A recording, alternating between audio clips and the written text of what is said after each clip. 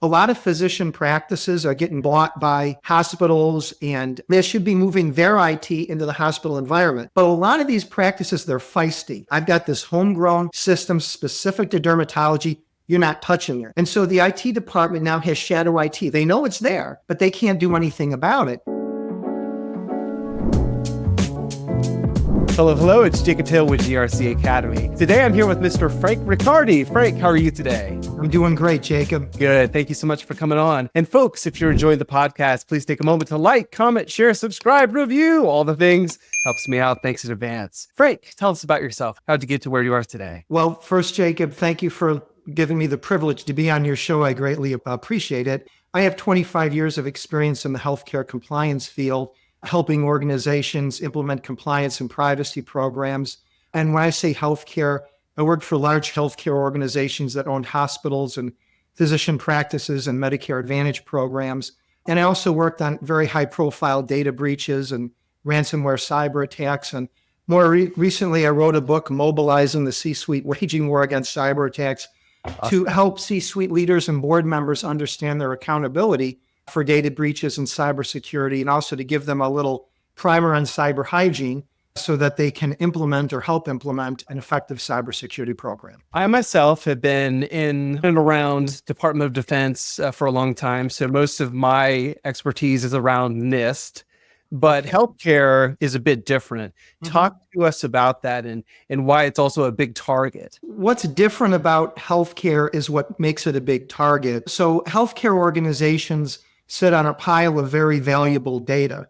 And that data is medical record data. And you think about a person, their family member might have coronary artery disease, they might have cancer, they could have mental health issues and need care. They could get a horrible test result, maybe an HIV positive test result. And so the patient is already in a vulnerable position, now made more vulnerable if their data is lost or stolen. On top of that, we think of cyber attacks as a white collar crime and data breaches as a white collar crime. And I would like to think in the hospital industry, it's really more of a threat to life crime. If you impact the hospital's operations so that they can't provide healthcare because of a cyber attack, people's lives can be impacted. And there have been cases where emergency departments were shut down by a cyber attack, and they had to route or transfer these ambulances to another hospital on the other side of town. Now, imagine a situation where someone has a heart attack, time is of the essence, they can't get to the ED because of a cyber attack, they could expire or die by the time they get to the other hospital, in which case it's a crime of violence as well. So I think what makes healthcare different are the stakes involved.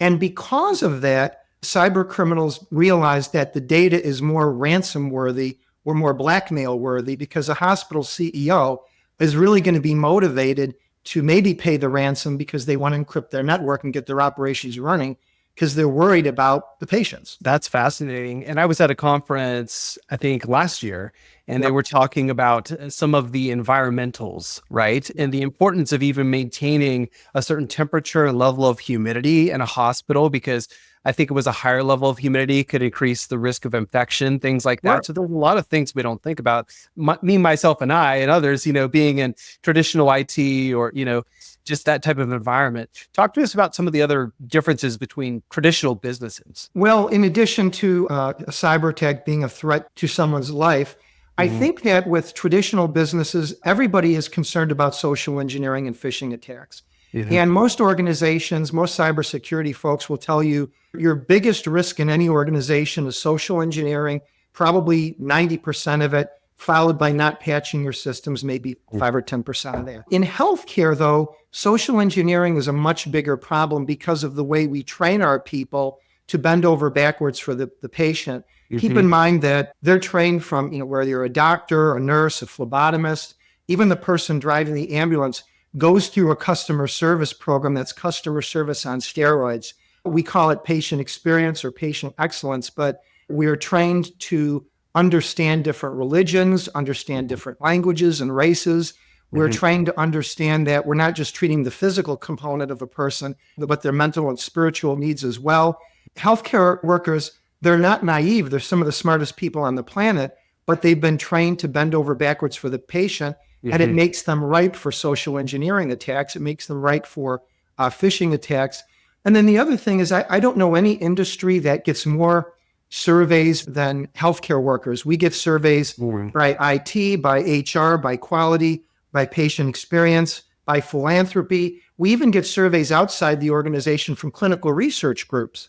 And so it's very easy to craft a survey that you send to a patient that's really a phishing scam, where they just go and put their username and password, and they think they're answering a survey, and they really have handed the keys to the kingdom to cyber criminals. So again, it's some of the smartest people and most savvy people you'll ever meet are in healthcare, but by nature of our training, our giving, just the type of culture you have in a hospital, I think it's just an easier pickings, if you will, for cyber criminals to come up with some good social engineering scams. A lot of systems are just sitting there in hospital rooms and accessible to patients and things like that. So that's another kind of physical attack vector that people could take advantage if they really wanted to. So that's interesting as well. It's good to do a physical security test and hire someone to come in your hospital and see how far you can get, because, we train people, walking in halls, but people don't say, why are you here? Where's your badge? They say, how can I help you? Can I help you get somewhere?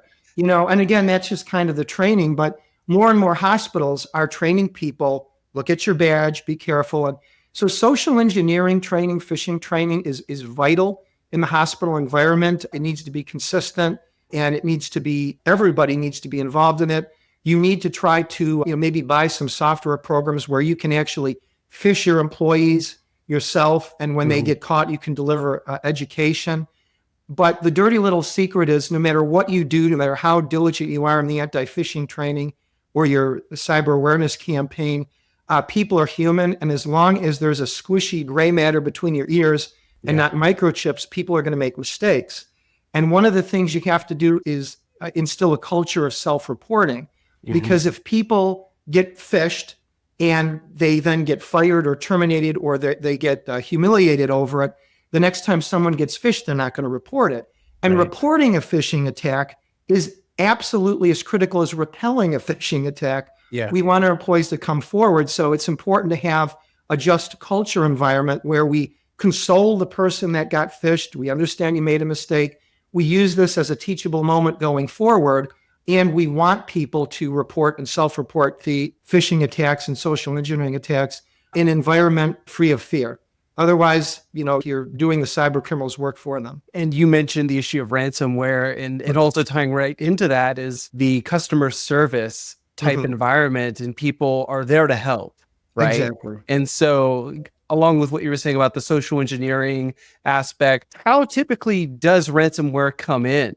If it's a hospital, what does that look like? It can be very troublesome. But part of the reason is, if you have, let's say you have a phishing attack and somebody clicks a link and injects ransomware in the system, once it encrypts the medical record, it's really hard to provide treatment or services. I mean, if you, even a 2-person, 3-person dermatology practice could have 100,000 patients in their medical record.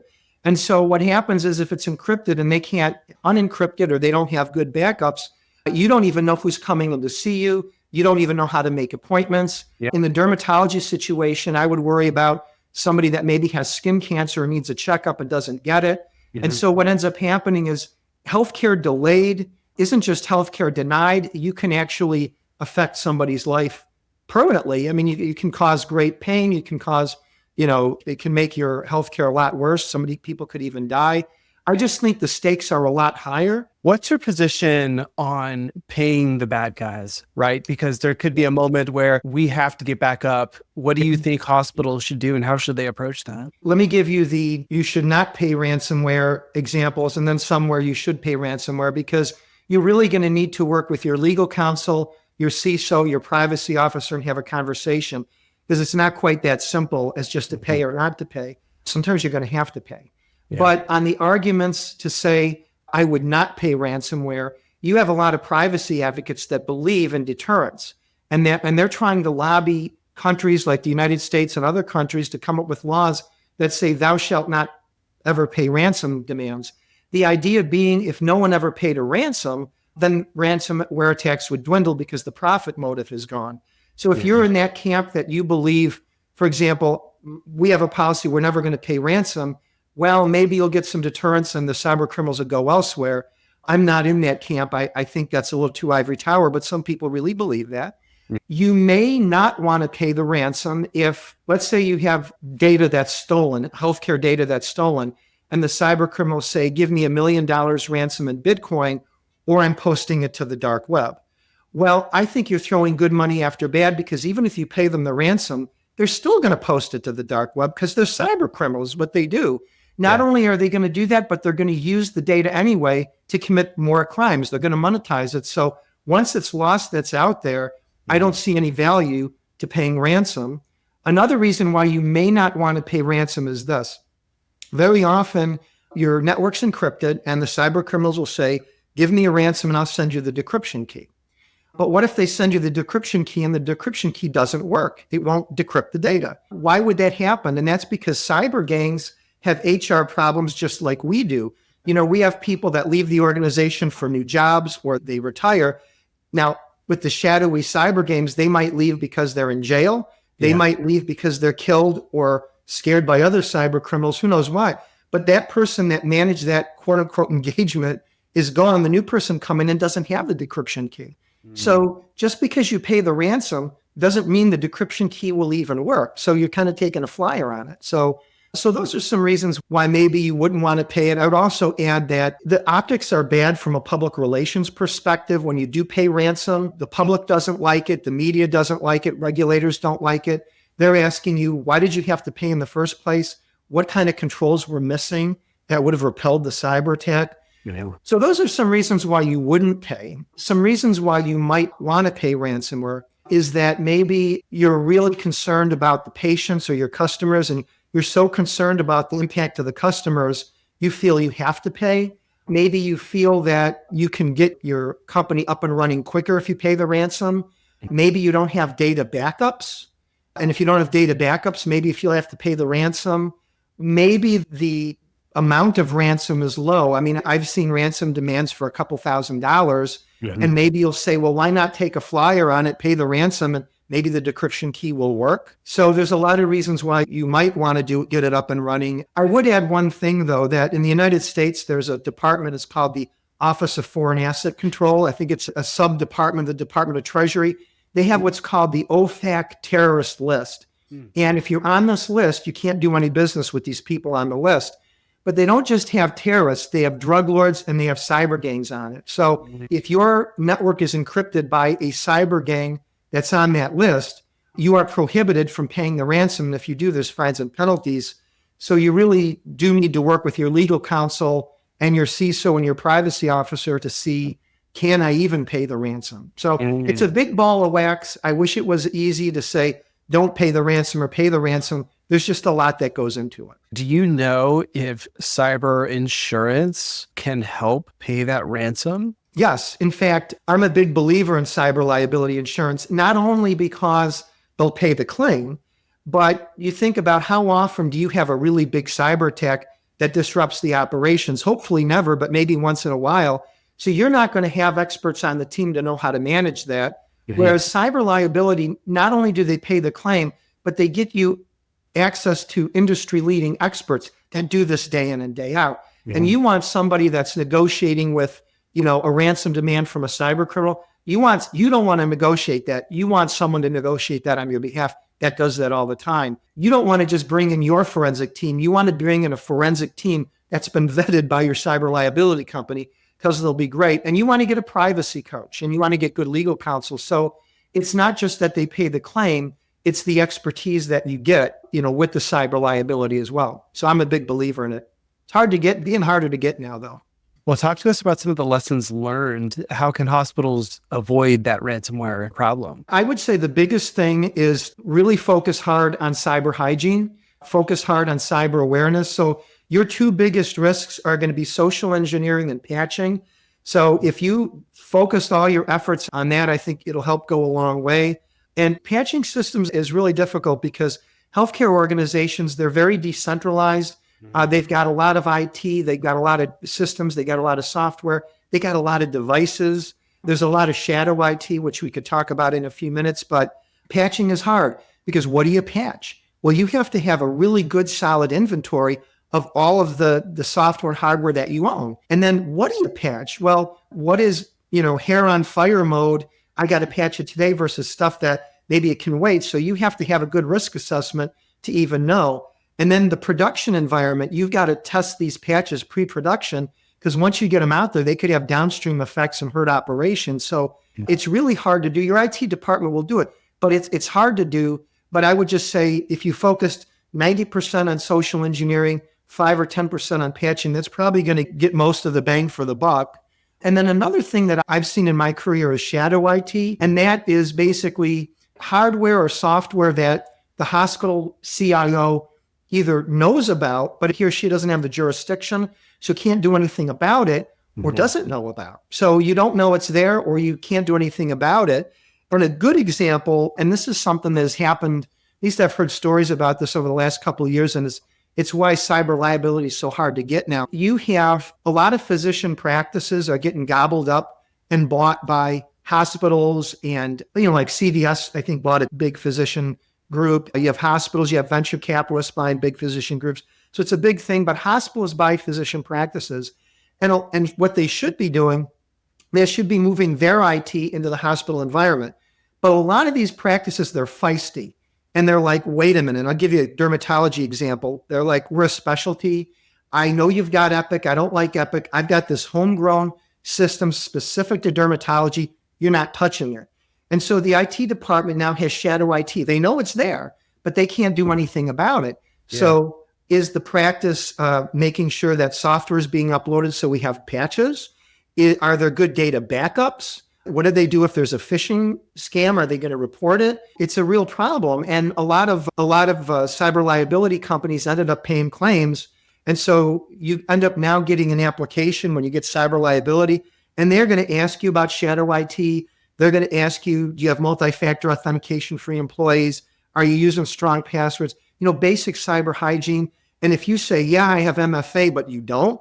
If you say, oh no, all our practices come into our environment, we don't have shadow IT, but you do, good luck getting them to pay that claim. If there's an event, they might not pay the claim. So shadow IT is, I think, a pernicious problem. And I know every company has it, but I think with hospitals, it's particularly difficult. Yeah, that's very fascinating. I never even thought about that problem of a hospital buying a private practice. And I mean, that just goes into that problem of an acquisition and then kind of figuring out where are they with their IT, their security and everything. Yeah. But then you got a culture coming in that may not be, as up to par, hopefully, as the hospitals is on the security and compliance side. Because small businesses, they're great, right? They do great work. But sometimes it's not as secure as a larger environment who has more resources. It's not as secure. And sometimes, unfortunately, you get personal fiefdoms where they've operated this business in a way for 20 years and they're just stubborn and they're not going to do new things.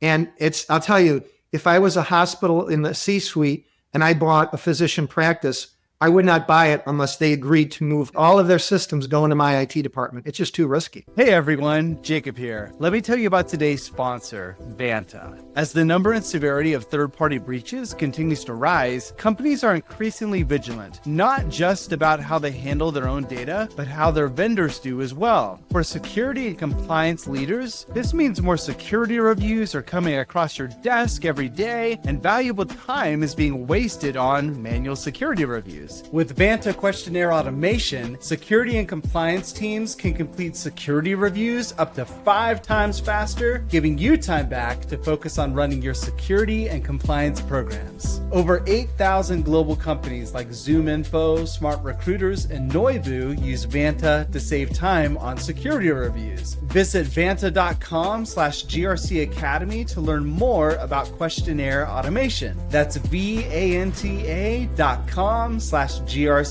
Academy. Thanks and enjoy the rest of the episode.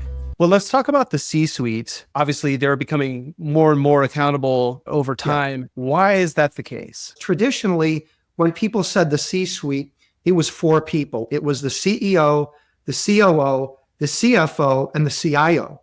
Now it's the entire leadership team. If your leadership team, a hospital will have a VP of risk, maybe a VP of compliance, a VP general counsel, VP HR, VP of philanthropy. VP of philanthropy will say, why am I going to get in trouble? It doesn't matter. You're part of the C-suite now. And the entire C-suite has responsibility, has oversight for cybersecurity.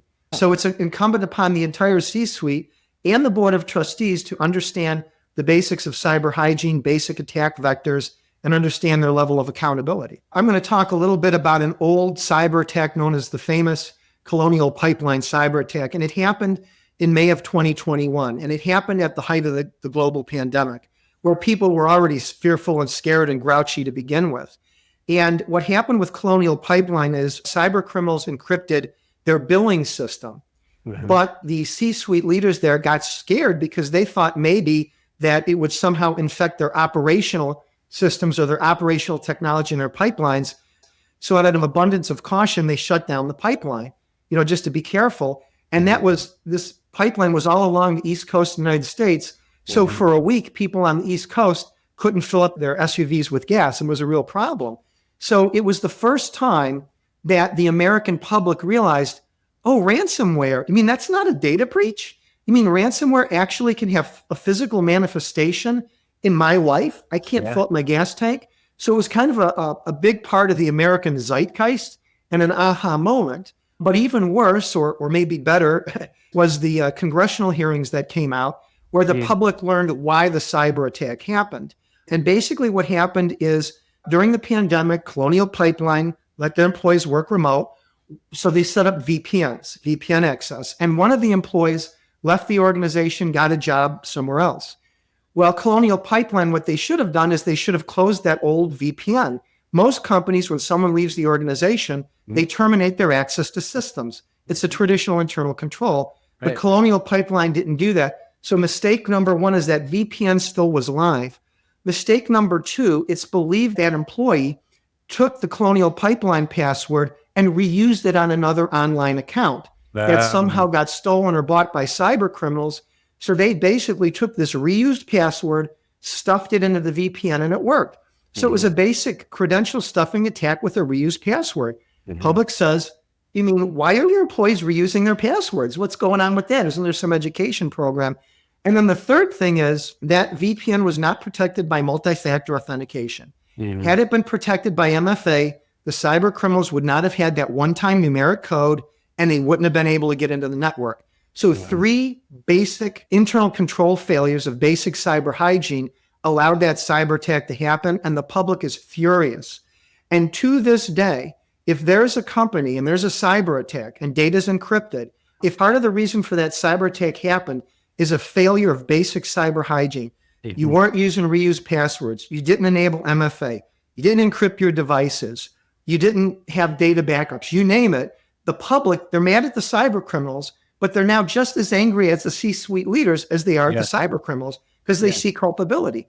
And because of that, C-suite leaders are far more accountable than they ever have been because the media is going to be mad at them, the public's going to be mad at them, and the regulators are going to be mad at them. And they need to worry about more than just their jobs. How can the C-suite find out what's happening at the ground level? I'm a firm believer that the C-suite leaders have to have an understanding of basic cybersecurity or basic cyber hygiene, because ultimately, even though the CISO is implementing the cybersecurity program, the CISO isn't basically somebody you can point fingers at them and pull them and make them a bullet stopper, because the bullet's going to pass through the CISO's body into the C-suite's chest. The C-suite cannot rely and say, I've got the best CISO on the planet, I've got the best cybersecurity team, because how do you know? If you don't understand basic cyber hygiene, basic attack vectors, how do you know if you have a good CISO or a good cybersecurity program? I bring that up because on at least a quarterly basis, the CISO should be meeting with the C-suite leaders and showing them metrics. They should be showing them maybe how many phishing attacks they're getting, how many they're repelling, how many attempted intrusions are coming, maybe denial of service attacks, and what countries are they coming from. They should be also, along with the chief privacy officer, saying this is what's coming into our hotline. These are what employees are reporting. These are the latest cyber attacks that are going on around the country. So they should be getting this information on a quarterly basis so that they can assess the effectiveness of the cybersecurity program.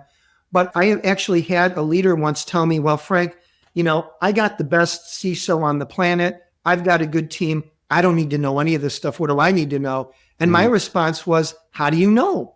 How do you know he's or she is a really good CISO? How do you know when they're giving you those metrics? How do you know those are good, bad metrics? How do you understand that?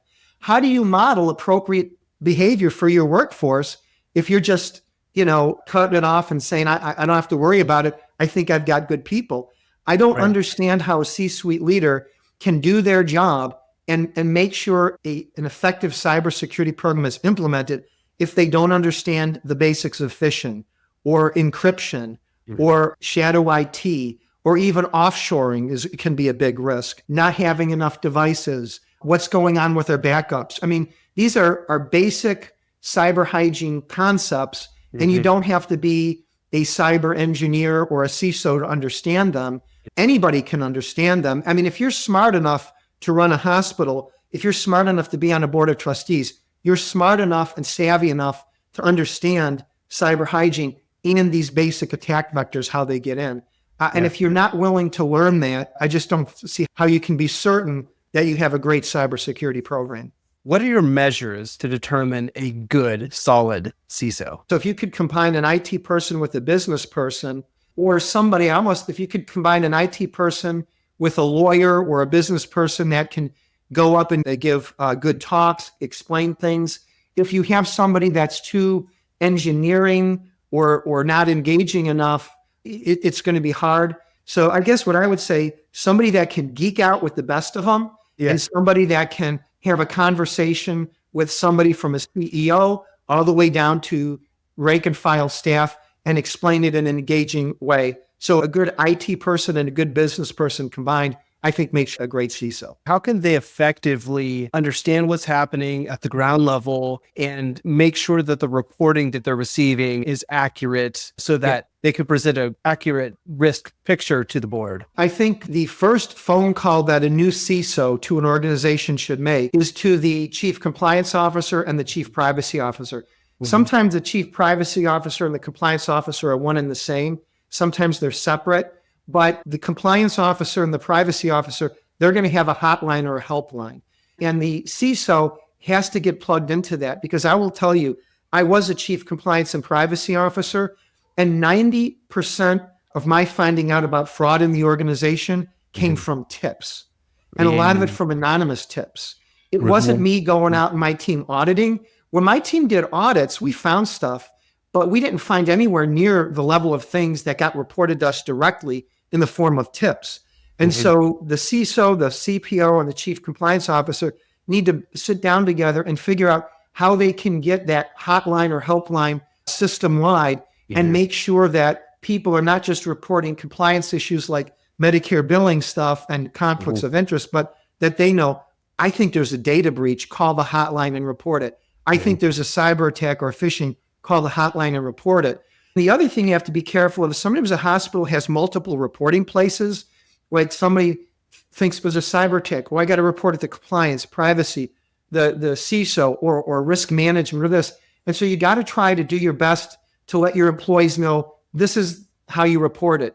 If there is a cyber attack, you can call the IT department, but the hotline is there for you. And the hotlines are great because a lot of time you have a third-party hotline and they speak multiple languages. It's on a recorded line. They'll give you a really good report. They're trained to talk to people. And also they can do it anonymously, because a lot of people, they won't call unless it's anonymous because they think they'll lose their job. And what's the beautiful thing about anonymity is with a hotline, they will give the caller a code, like a special code. And this way the caller can call back and use the code and find out what's going on. Because if people call the hotline and it goes into a black hole and they don't know what the findings are or what's going on, they're not going to call. And at least you can call back and they can say, yes, we're investigating it. Thank you for your concern. Or yes, we investigated. There's no findings. Or you can send messages back and forth to the anonymous caller and say, I know you're anonymous, but we're having trouble finding things. Can you give us some clues? Here's some questions we have. Or would you come forward and talk to us? We'll keep you anonymous. Or if you come forward, here's what we can do to protect you and protect your job. It's a great way of getting communication with employees The CISO is not going to have that on his or her own. He's really got a partner, or she's got a partner with the chief compliance officer and the privacy officer, who's usually going to be managing that hotline. Now, sometimes I imagine there's just a breakdown in communication across the organization. The CISO doesn't get that there's a critical risk. How can the CISO mitigate that problem? That's a tough one, because part of the problem with, if someone's actually committing fraud, if you have like an insider threat within the organization, or even if you have like a conspiracy, your traditional internal audit won't catch that, or might not catch it, because the operating controls will look as normal. And that's why tips are so important. And that's why the hotline is so important. But one of the things you could do, or one of the things that I would do, is I would do periodic risk assessments, at least annually. And when I would do that, I wouldn't just go to C-suite leaders and directors. I'd go down to managers. I'd maybe try to hit other departments, so that they know the CISO's taking it seriously. They're asking us a lot of questions about cybersecurity. I think another important thing is to know what's going on in the industry. For example, we gave the Colonial Pipeline example. It turns out a lot of attacks are happening because we're not terminating access to systems. Maybe we need to audit that. Maybe we need to look into that. If phishing is a real problem in our organization, maybe we need to look into that a little bit more. You can do surveys. You can send out surveys. You can do a lot of that in education, where you're reminding people, if you see something, report it. But the CISO is only one person. And when I give talks, I tell people, you got to give the CISO a little bit of the break, because the cyber criminals, they can send out thousands of text messages, thousands of phishing emails. They can do this 24/7. They can do this all the time. And they only have to win once. Only one employee, if one employee out of 10,000 clicks on that link and injects ransomware into the system, the cyber criminal wins. But the poor beleaguered CISO and the poor workforce, 10,000 people, they have to repel every single cyber attack, every single phishing attack, 100% of the time. And if they miss one thing, they lose. But they've got to repel it 100% of the time to win. So the odds are stacked against us, unfortunately. Yeah, that's exactly right. How can technical people communicate better with the C-suite? I think the biggest thing I've seen with the board of trustees, and I think I've seen it also with the C-suite, is a lack of understanding of their own accountability for data breaches and cyber attacks, and a lack of understanding of basic cyber hygiene, and even technophobia. I don't want to be too negative, because, we think about most executives, at least in the hospital field, they're coming up not from the IT field, but they may be from marketing, they could be legal, some business operations. And so they're not really necessarily technologically savvy the way a CISO would be, or a CIO would be. And so the CISO really needs to find a way to take these difficult to understand issues and put it in a package that's easy to understand. I think that's the biggest barrier. I don't think it's that, most organizations in the C-suite don't want to do the right thing. Sometimes I think they don't even know what the right thing to do is. And it's not just hiring a CISO and fully funding the department.